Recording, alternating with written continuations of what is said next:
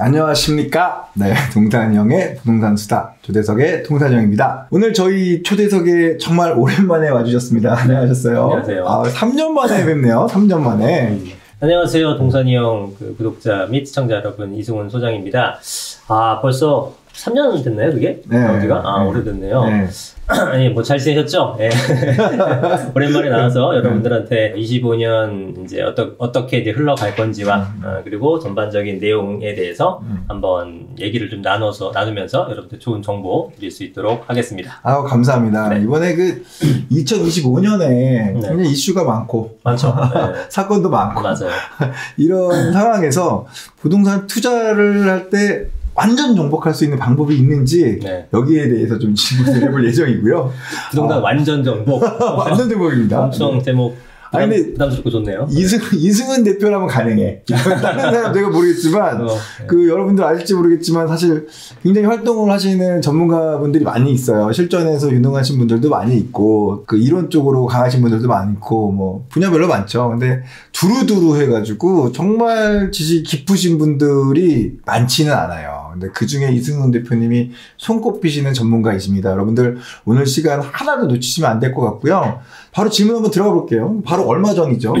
잠실, 삼성, 대치, 청담, 삼삼대청 토지거래 허가구역이 풀렸습니다. 네. 여기 뭐 부동산 투자하시는 분들은 이게 어떻게 봐야 되는지 어떤 호재가 작용이 될지 한번 생각해 보신 적이 있으신가요? 그러니까 이제 서울시장님이 나와서 인터뷰하신 내용을 보니까 이제 이번에 풀려고 한다라는 거 1월달 중순쯤에 한번 언급을 하셨는데 그때가 이제 4년 정도 된 것 같은데 초반에 한 2년 정도는 효과가 있다가 뒤에 한 2년 정도는 효과가 별로 없는 것 같아서 이번에 해제를 적극적으로 검토하겠다 이렇게 얘기하신 적이 있어요. 근데 이제 그게 보통 그런 케이스가 많은데 초반에는 토지거래 허가제의 어떤 약발이라고 해야 될까? 그게 좀 먹히다가 나중에 이제 안 먹히는 케이스가 많아요. 근데 지금 이제 도심을 토지로 잡은 거고 예를 들어 이제 넓은 뭐 신도시를 만든다라고 하거나 그런 주변 지역에다가 토지 같은 것도 하는 경우도 있잖아요. 여하튼 뭐 그렇게 토지거래 허가제를 한다라는 것은 수요를 좀 억제하는 정책인 거고 수요를 억제하게 되면은 당연히 공급도 줄어들게 되겠죠. 수요가 없으면 당연히 공급이 안 따라가죠. 공급자들이. 그래서 공급이 줄어들어서 처음에는 수요를 억제시키니까 가격이 잡히는 것처럼 효과가 생기다가 길게 보게 되면 중장기적으로 보게 되면 공급이 잡혀버리면서 다시 이게 가격이 상승하는 패턴이 만들어지는 거거든요. 마찬가지입니다. 물론 이 도심 같은 경우는 이런 뭐 공급량 부분보다는 이제 예를 들어 잠산대청 같은 지역, 좋은 지역이라고 해서 잡아놓은 건데 여기를 토지거래 허가를 잡아놓으니까 갭 투자하실 분들은 여기는 못 가고 그 주변적으로 소위 풍선 효과라는 게 발생하지 않습니까? 그러면 거기가 이제 가격이 오르는 현상이 생기죠. 그러면 분명히 이 잡힌 애들이 좋은데 그 옆에 있는 주변 뭐 조금 못한 애들이 가격이 치고 올라오면서 비슷한 수준에 가게 되면은 당연히 이제 토호제 쪽이 상대적으로 저렴해 보이는 효과가 생기는 거죠. 네, 그러면서 억지로라도 이제 이쪽을 살려고 하는 수요가 생기면서 거래량은 떨어지더라도 가격은 이제 계속 부풀어 있는 상태가 되는 그런 모습이 된 거라서 이 토호제 자체는 원래 단기성 효과밖에 없다고 저는 생각이 들어요. 그리고 궁극적으로는 가격이 이제 튀어 올라갈 수밖에 없는 상황이 발생한 거라 이거는 뭐 이 토지거래 허가제에 이제 갖고 계셨던 분들한테는 이제 호재가 되는 거고 다만 이제 매입하려는 분들 근데 내가 이제 매입은 꼭 하고 싶었는데 도저히 나는 여기 뭐 실입지 못한다. 그러니까 허가를 못 받는다. 갭 투자밖에 할 수 없는 상황이는 분들은 좀 높아진 금액에서라도 따라가려는 분들한테는 그래도 풀린 게 좋긴 하죠. 근데 어쨌든 토지가 풀리자마자 거기 계셨던 소유자분들은 바로 금액을 올려버렸잖아요. 그건 뭐 당연한 거고.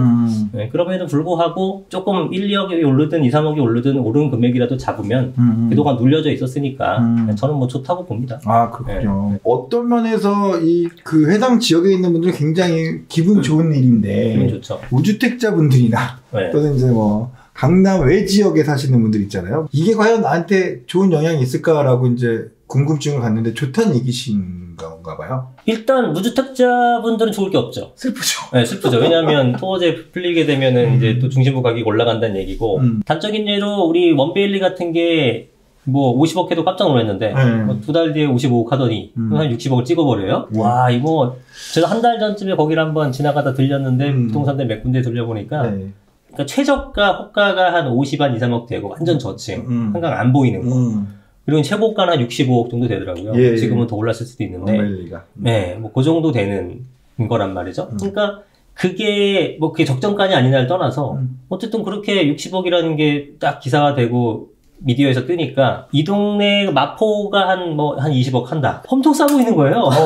그렇죠. 좀 비싼 금액 같아야 되는데 단편적으로 보게 되면 20억은 만만한 금액이 아닌데 그래서 야 우리가 강남은 아니지만 3분의 1 가격은 좀 너무하잖아? 뭐 이런 느낌이 들게 되면서 걔들도 이제 약간 점핑하려는 그런 이제 채비를 하고 있는 것 같아서 무주택자들한테는 별로 좋을 것 같지 않고 뭐 마영성이나 이런 쪽에 보유하셨던 분들한테는 자기 보유 재산이 올라가는 어떤 효과로서는 간접적이나마 도움이 될 것이다라고 판단을 하죠. 결국은 집이 없는 분들은 약간 지금 조금은 속상해야 되는 거고. 속상하죠. 그리고 가격이 계속 올라가니까. 있는 분들한테는 어쨌든 거기만 좋은 일은 아니다. 지금 전반적으로 다 좋아질 일이 좀 남아있는 상황이다. 이런 뜻인 거네요. 그렇죠. 저도 마찬가지로 강남이 오른다는 거에 대한 거 아무도 이견이 없으셔요.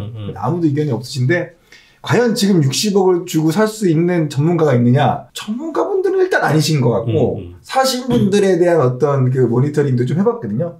다 기업하시거나 돈이 많으신 맞아요. 분들이더라고요. 네. 그래서 그 부분도 제가 좀 깊게 생각해봤는데 그 30억을 거기다 넣으면 지금 이제 원베일리나 지금 아크로 리버파크가 뭐 50억짜리라고 한다 하더라도 현재 전세가는 한 20억 정도 아크로 리버파크 하니까 50억짜리로 30억 원베일리가 30억 받쳐줘도 30억 되는 건데 30억을 거기다 놓고 갈 만한 이유가 있는가? 나는 그거 만약에 우리 전문가가 아니신 그 기업가들이 샀다고 하시더라도 그 기업가가 30억을 현짜로 쥐고 있을 정도면 기업 순수익이 1년에 30억을 가지고 30% 이상은 얻는 사람들이 있고 생업이니까, 업이니까. 그런데 그거를 거기다 묻어둔다? 저는 이해가 안 가더라고요. 사실 그런 초이스를 할 수 있나요? 사실 30억을. 저희 전문가들이 못 사는 이유는 우리가 뭐 약간 경제적으로는 좀 넉넉한 편이긴 하나 완전 이제 이렇게 상위 클래스의 슈퍼 리치는 아니잖아요. 그럼 못 사는 게 맞아요. 강남에. 그리고 좀 본인들도 여기가 이제 좀 싸져서 오를 때를 투자하지 너무 올라 있는 데를 먼저 짚고 가지 않지 않나요? 그렇죠. 그래서 제가 봤을 때는 그거를 구입하시는 분들은 우리도 예를 들어 각자 그 시청자분들도 생각하시게 되면 내가 현금이 10억이 있다. 그러면은 10억짜리 아파트를 못 삽니다. 그러니까 돈을 다 집어넣을 수는 없는 거예요. 예를 들어 60억 현금이 있으면 내가 60억짜리 그 아파트 사겠느냐? 못 사죠. 못 사고 한 200억 정도는 있어야지만 뭐 산다. 이렇게 여유가 있게 되거든요. 그러면 내가 자산이 뭐 10억인데 한 3억짜리 좋은 게 나왔어. 이건 잡잖아요. 뭐 그런 심리인 거죠. 그래서 지금 50억, 60억 거래되는 것들은 실제 순자산 50억, 60억이 아니고요. 적어도 이제 공 하나 더 붙어서 그 이상의 분들이 살려는 건데 그럼 그렇게 그런 사람들이 많냐라고 항상 물어보시는데 일단 여러분 생각보다는 주변에 생각보다 많고요.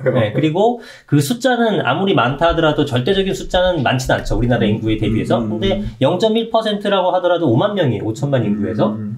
50만 1%니까 5만 명만 하더라도 0.1% 슈퍼리스인데 그러한 물량들, 그러니까 아파트 뭐 한강변에 있고 이러한 아파트를 다 합쳐도 5만 개가 안 된단 말이에요.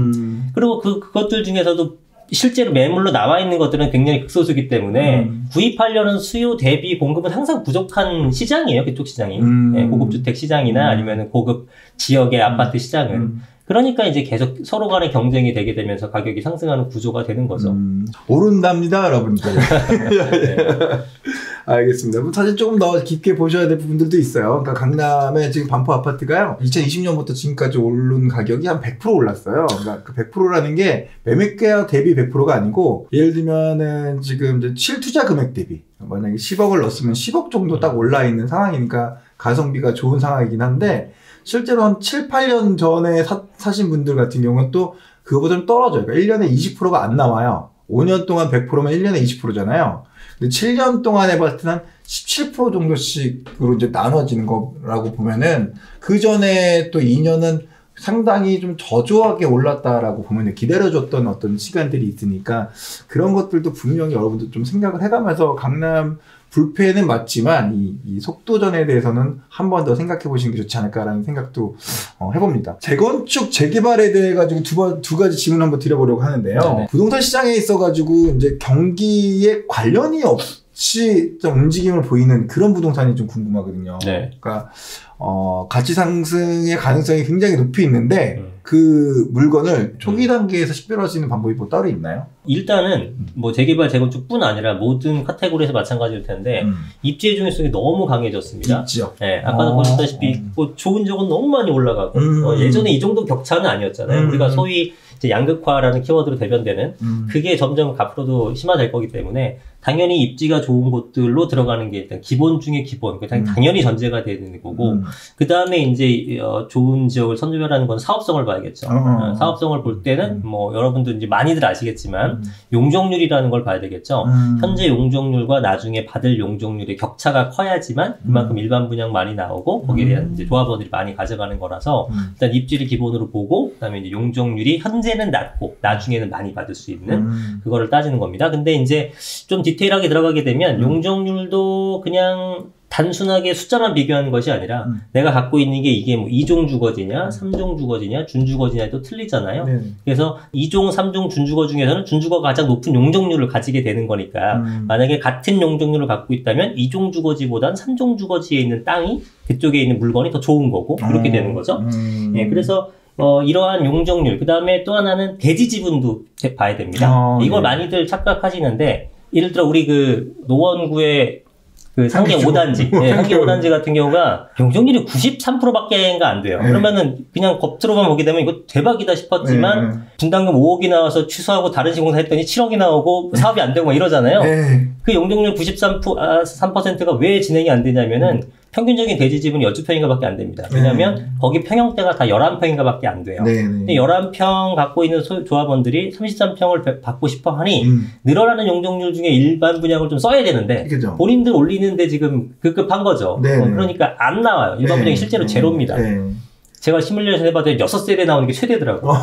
그러니까 답이 없어요. 답이 없으니까. 그래요? 6세대 나와요? 그러니까 그런 것들까지 감안하게 되면은 용적률도 보야 되고 그 다음에 대지 지분, 평균적인 대지 지분이 어떤지를 봐야 되고 그다음에 입지를 봐야 되고 그 다음에 이제 용도 지역이 어떤지를 봐야 되는 그런 부분까지 이제 고려를 해야겠죠. 아, 네. 하여튼 뭐 상계주공 소유주 여러분들 힘내시고요. 파이팅! 올해부터 부동산 시장이 사실 어떻게 바뀔지 모른다는 분들이 굉장히 많았어요. 상고 하저도 있고 상저 하고도 있고 뭐 얘기가 좀 분분한데 제가 말씀드리고 싶은 거는 재개발 재건축 추천할 수 있는 곳들이 있어요. 비싼 지역이 좋은 거는 뭐 명확해요. 그거는 진짜 막 보석 같은 어떤 뭐 이런 것들은 별로 없는 것 같고 이제는 시장이 워낙에 정보도 많아지고 해가지고 이제 이게 자금이 있는 한 자기 자금을 최대한 투여해서 가장 비싼 곳으로 가는 게 기본적인 원칙인 것 같기는 해요. 상급지 위주로. 그렇죠. 어쩔 수 없이 상급지 위주로 가는 거고 이게 뭐 역전되는 현상이 이제는 서울에서 나타나기 힘들지 않을까라는 판단이 드는 것은 나만의 어떤 호재가 있어야 되는데 이게 뭐 서울은 다 인프라가 구축돼 있고 웬만한 거 다 돼 있기 때문에 그게 정보값이 나오게 다 가격이 시장 가격에 반영이 돼 있기 때문에 그런 걸 찾기 이제 쉽지는 않은 상황인 것 같기는 해요.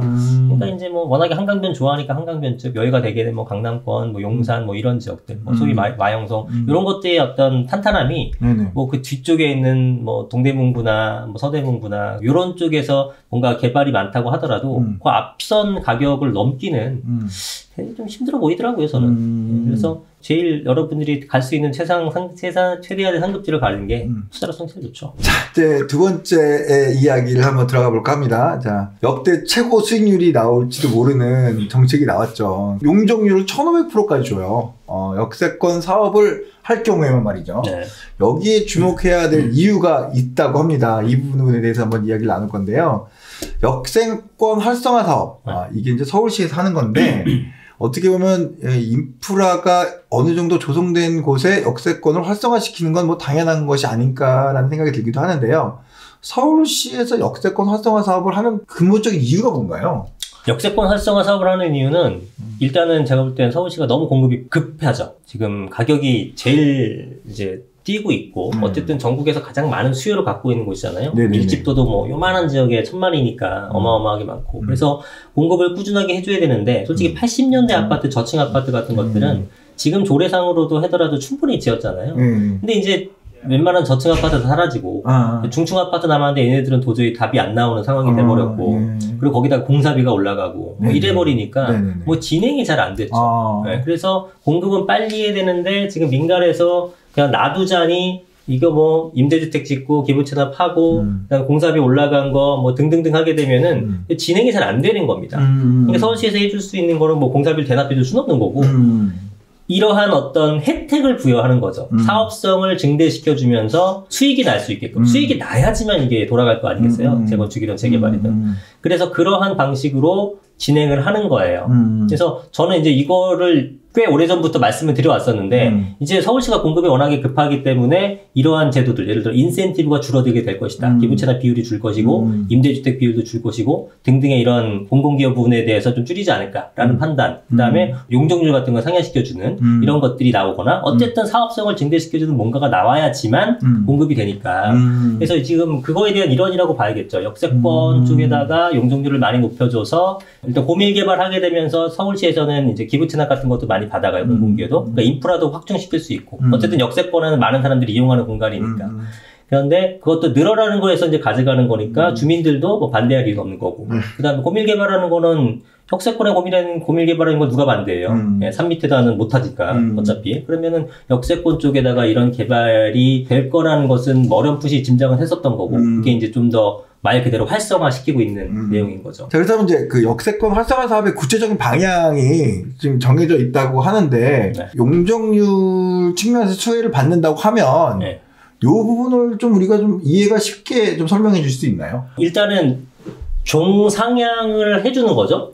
용적률이라는 건 법 체계가 딱딱딱 정해져 있기 때문에 법을 어길 수는 없잖아요. 그러니까 용적률 상향시키려면 거기에 법에 맞게끔 이제 상향시켜주는 건데 2종, 3종, 뭐 준주거 이런 것들을 뭐 상업지까지도 갈 수 있습니다. 그러면 최대는 용적률이 2종에 있다가 2종 실층에서 뭐 2종으로 갔다 3종 준주거 상업지까지 가게 되면 거의 4단계의 종상향도 가능한 그런 거죠. 근데 이건 뭐 실무적으로 봤을 때는 굉장히 여러 가지 요건을 달성해야 되기 때문에 4단계 엄청난 거 아니에요? 어마어마한 거죠. 없었죠? 이런 역사가 한 단계만 올리는 것만 해도 대단한 거죠. 엄청 기부채납이 많이 되는 거고 2단계는 특별한 사정이 있을 때라고 알고 있는데 그렇죠. 그런데 4단계를 해줄 수 있다. 어쨌든 이론적으로 정책적으로 이렇게 나왔다는 것 자체가 파격적인 일단 제도인 것은 맞고요.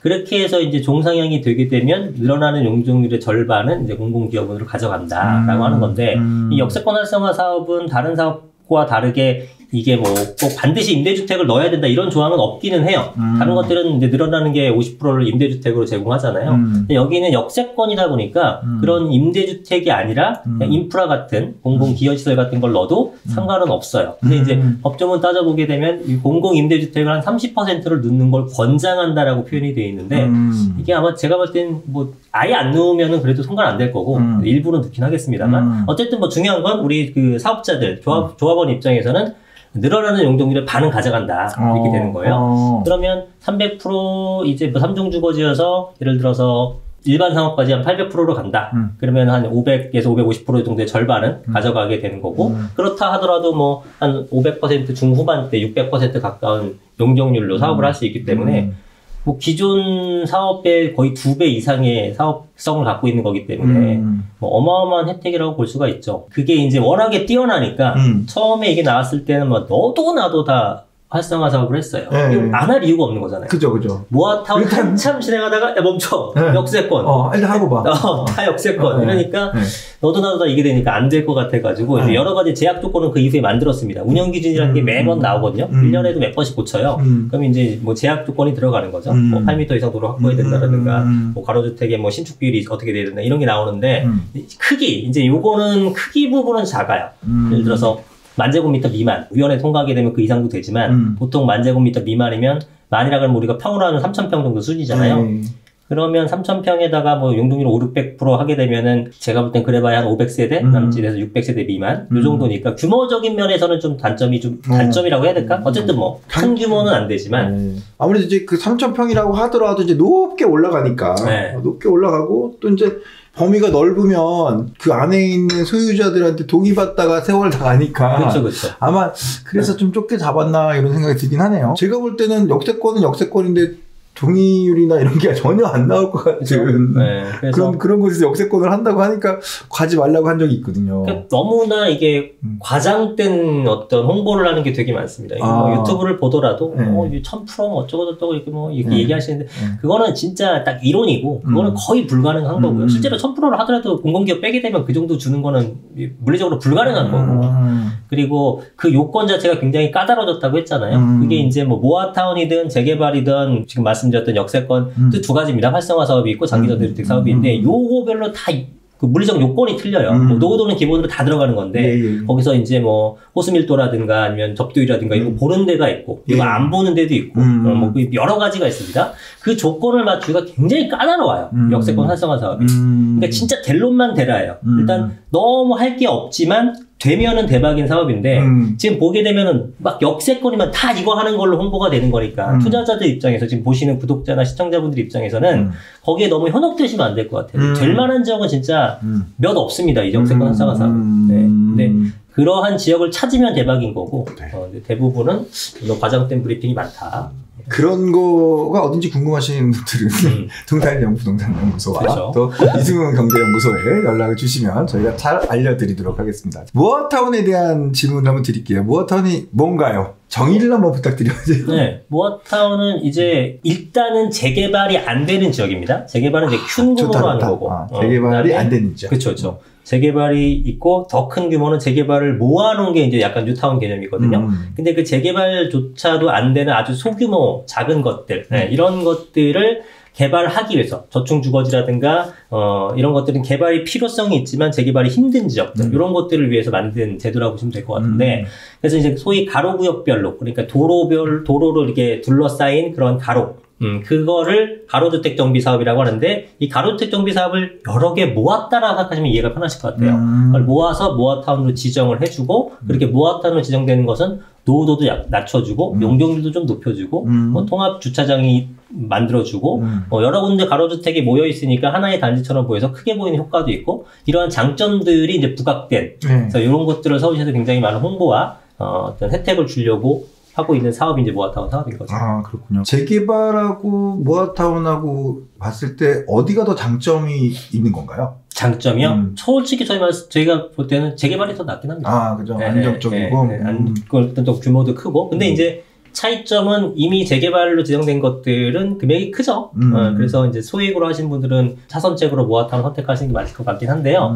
일단은 진행 단계에서 모아타운 같은 것들은 법령이 틀리잖아요. 재개발 재건축은 도시 및 주거환경 정비법이고 이 소규모 재건축이나 재개발이나 모아타운 이런 것들은 이제 빈집정비법이라고 하는. 빈집 소규모 주택 장려 그렇죠. 그쪽을 진행하는데 지금 현재 차이점은 뭐냐면 제가 제일 우려스러운 거는 향후에 이제 동의율 같은 부분이 지금 일반 재개발보다 조금 더 높습니다.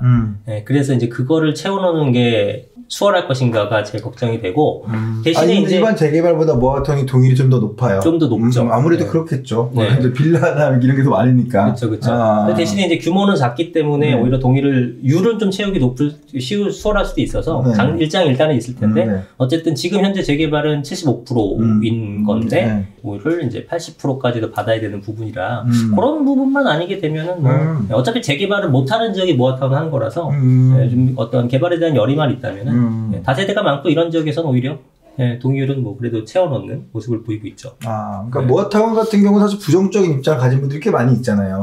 그러고 보면 이제 공사비도 너무 오르고 이런 상황에서 분담금 너무 많지 않냐. 또 여기는 조그만 아파트라서 이거 사람들 나중에 누가 좋아하겠냐. 뭐 이런 얘기들도 있는데 위험한 건가요, 그만큼 사실은? 진행이 수월하게 될 것인가에 대한 부분은 이건 뭐 사실 재개발도 마찬가지긴 하고 어쨌든 세월이 좀 오래 걸린다라는 거는 인정하고 들어가야 될 것 같아요. 양쪽 다. 이 개발이라는 것 자체가. 저는 솔직히 신통도 그래요. 신통도 마찬가지죠. 신통도 뭐 이게 결국은 어떤 구조가 우리가 조합에서 이렇게 짓겠습니다 하고 제안하게 되면 서울시에서 검토를 한 다음에 야 요건 이렇게 수정하고 이렇게 해서 받아들이면 바로 되잖아요. 근데 이걸 이렇게 하게 되면 답이 안 나오니까 막 왔다 갔다 하면서 시간 걸리는 거잖아요. 근데 이제 모아타운은 어찌 됐건 간에 일반적인 가로주택 방식 외에는 사업 방식이 없었지만 그 가로주택을 여러 개 모으면서 어떤 단지화 시킨다는 점, 그 다음에 서울시가 그래도 굉장히 전폭적으로 지원을 해주고 있다는 점은 장점으로 보이기 때문에 그리고 큰 거시적인 내용으로 바라보자면 어찌됐건 서울시는 워낙에 집이 부족하거든요. 그러면 모아타운을 활성화하게끔 노력을 할 겁니다. 무조건. 지금 여러 가지 제가 말씀드렸던 이런 위험성과 단점에도 불구하고 지금 이제 서울시에서 여러 가지 혜택을 지금 주는 것처럼 모아타운도 계속 혜택을 주면서 사업성이 나올 때까지는 어떻게 진행을 할 거예요. 그러면은 결국은 또 입지가 좋고 괜찮은 지역에서는 또 되지 않을까 라는 생각이 들죠. 저 요즘 관심 갖고 있는 데가 모아타운이 강남 모아타운이거든요. 강남, 네. 강남 모아타운인데 사실 이제 두 가지가 제일 먼저 걱정이 되더라고요. 그러니까 첫 번째는 모아타운이 계속 갈 것인가라는 거죠. 오세훈 시장님이 혹시 지금 뭐 어떤 다른 방향에 좀 고민을 하고 계시는 것 같은데, 오세훈 시장님이 만약에 시장을 이제 내려놓으신다면 계속해서 이 모아타운이 갈 것인가라는 부분이 저는 고민이 좀 됐었고, 그쵸. 두 번째는 강남이 과연 모아타운을 지정 받아낼 수 있을까? 두 가지가 고민돼 있었는데, 네. 제가 그 좀 고민을 한번 깊게 해보니까, 모아타운 이름은 바뀔지 모르겠지만, 그 사실 소규모주택 정비법은 안 없어질 거 아니에요. 법이니까. 네. 그리고 옛날에 재개발만 있었던 아파트 만드는 법이 저층 주거지를 위해서 소규모주택 정비 관리 지역, 구역을 지정하는 걸 만들었는데, 이게 이름이 바뀌어서라도 자기 업적으로 하려고 또 다른 시장이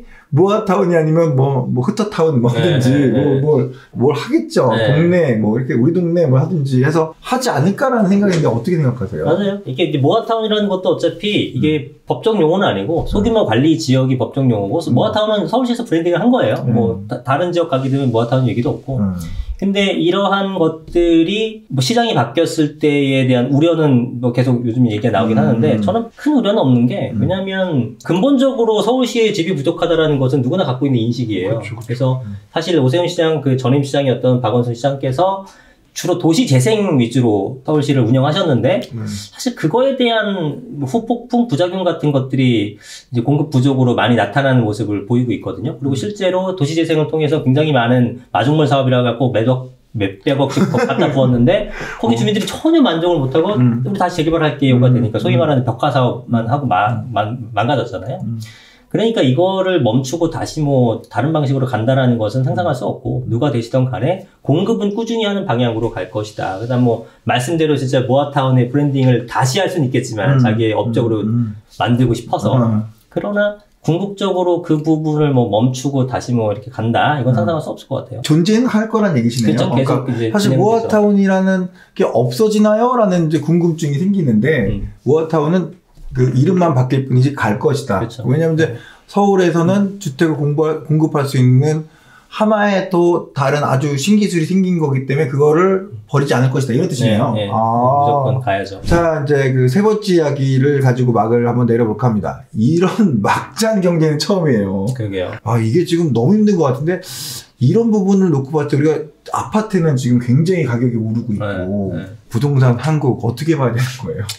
일단 뭐 상가주택은 분리를 해야 되는데, 상가는 말씀대로 굉장히 앞으로도 좋지 않을 것 같다라는 판단은 듭니다. 왜냐하면 뭐 우리가 일상적으로 생각할 수 있는 이런 코로나가 많이 문화를 바꿨죠. 그래서 이제 다시 우리가 회복을 했다고 하더라도 사실은 그동안에 온라인으로 활성화시키는 많은 작업들이 일어났잖아요. 그러다 보니까 우리가 모든 뭐 장보기서부터 웬만한 것들은 다 온라인화 되다 보니까 굳이 뭐 밖에 나가서 해야 될 필요가 있느냐라는 인식대로 강해진 거고, 이제 그러다 보니까 술을 안 먹다 보니까 이제 술 문화도 많이 좀 줄어들어서 예전에는 우리 뭐 3차, 4차 기본이었잖아요. 지금은 전혀 그런 게 아니죠. 심지어 뭐 9시면은 대부분 다 식당들이 끝이 나고, 문화가 바뀌었군요. 네, 커피숍도 아예 뭐 10시면 다 대부분 문을 닫는 이런 식으로 되다 보니까 뭐 인건비도 높아지고 여러 가지 이유가 있겠죠. 그래서 상가라는 어떤 상품 자체는, 부동산 투자로서의 상품 자체는 굉장히 좀, 이제는 정말 소수의 특정 몇몇 지역, 뭐 아까 말씀하신 홍대나 건대나 뭐 강남역 상권이나 몇몇 군데를 빼놓고는 아마 쉽지 않을 것 같고, 또 이제 변화를 느낄 수 있는 게 재건축 상가 이슈가 계속 많잖아요. 상가가 예전처럼 잘 됐어, 상가 받으면 아무 문제 없는데, 상가를 안 받고 싶어, 우리도 아파트 받고 싶어, 이러다 보니까 막 분쟁이 생기는 것처럼 그냥 상가 자체를 싫어하는 거예요. 강남역 핵심 지역에 있는 상가 얼마나 좋아. 그러나 이제는 싫다. 우리도 주택을, 아파트를 달라라고 하는 것처럼 상가에 대한 인식 자체가 많이 이제 낮아졌기 때문에 상가로서 뭔가 수익을 내기에는 대단히 어렵지 않을까라는 생각이 들어요. 그러니까 그런 부분이 지금 현재 주택시장이나 한국 거시경제 흐름에 어떤 영향을 줄지 각식이 높으신 소장님 입장에서 어떻게 생각하는지 물어보는 거예요. 저는 이 말씀 드리고 싶은데 어떤 경기가 안 좋은 건 맞고요. 근데 저는 이 부동산 시장에서 경기와 연관성과 그 다음에 유동성과의 연관성을 봤을 때는 이 유동성과의 연관성이 훨씬 더 깊어요, 부동산은. 그 뜻은 뭐냐면 경기가 안 좋은데 부동산이 어떻게 올라라고 댓글 많이 달리거든요. 그렇죠. 근데 경기가 안 좋으면은 금리를 인하시켜서 유동성을 확보를 시킵니다. 시중에 돈을 푸는 거죠. 그렇죠, 그렇죠. 그러니까 결국은 이것만 놓고 볼 게 아니라 이걸로 인해서 유동성을 풀기 때문에 경기가 안 좋은 것 이상의 효과를 줘요, 부동산에. 정책적으로. 그렇군요. 그래서 가격이 올라가는 거예요. 여러분들이 아주 단적인 예로 최근 들어서 코로나 때 그게 그만큼 안 좋은 때가 어디 있어요? 뭐 아무것도 움직이지 않는데 가격 엄청나게 올랐잖아요. 그러니까 경기가 안 좋은데 세상에 돈이 많으니까 부동산은 올랐어. 엄청 올랐죠. 그거거든요. 그러니까 경기가 안 좋았을 때 정부가 아무 역할을 안 하면 부동산도 같이 쉽지 않겠죠. 수요자들도 힘드니까. 그러나 돈을 넣어주잖아요. 뭐 돈을 직접 꽂아주는 경우도 있고 아니면 금리를 인하시켜 주거나 뭘 하거나 여하튼 이런 방식을 통해서 시중에 유통자금이 많이 만들어 놓게 되게 되면 그게 이제 부동산으로 흘러 들어가게 되면서 그런 유동성과의 연관성이 훨씬 더 상관관계가 높기 때문에 경기가 안 좋으면 솔직히 부동산 가격은 오히려 올라간다. 그런 패턴을 보게 되면. 경기 회복을 위해서도 그렇죠. 필요한 자금인데 건설 경기 활성화 뭐 이런 걸 위해서도 네. 그런 것들이 결국 부동산 가격이 올려주는 거기 때문에 경기가 안 좋다에 대해서 너무 소위 이제 쫄 필요가 없을 것 같아요. 네. 정말 우리가 생각하지 못한 저는 어떻게 그렇게 판단을 정확하게 하시는지 생각해 보면 소장님이 그만큼 공부를 많이 했다고 생각하거든요. 근데 지금 보면은 그 블로그에도 보시면은 지금 독후감을 계속해서 본 거에 대해서 올리고 계시는 그런 블로그가 있으셨잖아요. 부동산에 공부한 책들을 본인이 읽은 후기를 올리고 막 그러셨었는데, 우리 같이 이제 처음 부동산 공부하시는 분들한테 권하고 싶은 책이 몇 권, 한 3권 정도 있으시면 좀 부탁을 드릴 수 있을까요? 제가 읽은 거 중에서 괜찮다 싶은 것들? 네네. 좋아. 그럼 보너스 본인 책 하나 껴서. 아니, 제 책은 알아서 하시고, 다양한 분야를 읽으려고 노력을 하는데요. 이거 베스트셀러 중에 하나일 겁니다. 원싱이라는 책이 있어요, 원싱. 근데 두께도 얇고, 그렇게 분량이 많은 책은 아니고, 그 다음에 주제도 또렷해요. 네가 가장 잘할 수 있을 만한 분야나 아니면 꽂히는 분야 하나를 계속 정진하라. 그런 얘기거든요. 근데 우리가 이걸 알면서도 잘 못해요. 네, 저도 약간 좀 그런 편이고. 그러면은, 이제 부동산을 한다고 하더라도 부동산 중에서도 어떤 한 분야를 딱 파는 거예요. 세금이든 경매든 재개발 재건축이든 그 중에서도 이론가로 나갈 것인지 아니면 실무가로 나갈 것인지 이런 것들을 해서 거기에 계속 집중해서 소위 스페셜리스트가 되게 되면은 이제 범접할 수 없는 어떤 단계까지 오게 된다. 이제 그 내용이거든요. 전 책이 많기는 한데 2번 읽은 책이 그렇게 많지는 않거든요. 근데 이제 그 책은 제가 2번을 읽었어요. 어렵진 않은 책이라. 그래서 계속 노력을 하죠. 예를 들어, 손흥민이나 김연아나 이런 분들, 그 분야에서 독보적인 존재가 됐잖아요. 네네네. 그러면은. 부동산 이승은?